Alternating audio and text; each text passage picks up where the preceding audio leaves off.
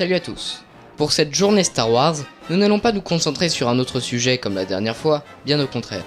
Nous allons nous focaliser sur des détails assez incroyables de l'univers Star Wars. Les animaux dans l'univers Star Wars sont très intéressants. Certains peuvent survivre dans le vide de l'espace ou encore dans des astéroïdes. Ceux qui ont vu Rebels le savent déjà, les Purrgils ont la capacité de voyager en hyperespace lorsqu'ils consomment une quantité suffisante de gaz Clouson 36. C'est donc eux qui ont inspiré les espèces conscientes de la galaxie pour créer les réacteurs à hyperdrive et ainsi découvrir le voyage en hyperespace. Il y a des morts assez ridicules dans Star Wars, et des destructions de vaisseaux tout aussi ridicules.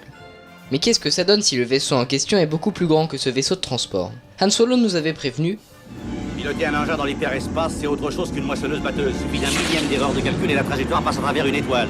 Puis en frôle une supernova et là ta balade est terminée, petit gars. Les voyages en hyperespace c'est dangereux quand on calcule mal l'itinéraire. Par exemple, le Malveillant, un cuirassé séparatiste avec une puissance de feu suffisante pour détruire toute la flotte de la République, a été saboté pour entrer en collision avec une lune lors d'un passage en hyperespace. Mais ce n'est pas ce vaisseau dont je voulais parler. L'Empire possédait à peu près une douzaine de super destroyers stellaires, en plus de l'Exécuteur et de l'Eclipse. Eh bien, l'un de ces super star destroyers a été réduit en pièces après un calcul erroné d'itinéraire en hyperespace. Il est entré droit dans un puits gravitationnel, et je vous laisse deviner la suite. Oui, c'est dangereux l'hyperespace. À bord de l'étoile de la mort, Leia était enfermée dans le centre de détention de 1187. Cela indique premièrement que l'étoile de la mort comportait au moins 2186 autres centres de détention, mais aussi que FN-2187, alias Finn, était destiné à être un héros de la résistance.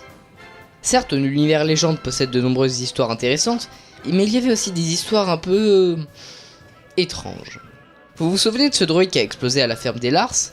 Eh bien, dans l'univers légende, ce droïde était sensible à la force, et il a eu une vision dans laquelle R2D2 restait avec les Jawa, ce qui provoquerait une catastrophe.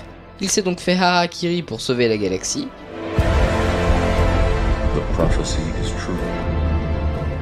Comme quoi le rachat de Disney, ça a aussi eu du bon.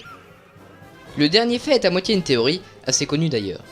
La planète Ilum a été utilisée par les Jedi pour extraire les cristaux Kyber nécessaires à la construction de leur sabre laser, puis par l'Empire qui a utilisé les cristaux pour alimenter les étoiles de la mort.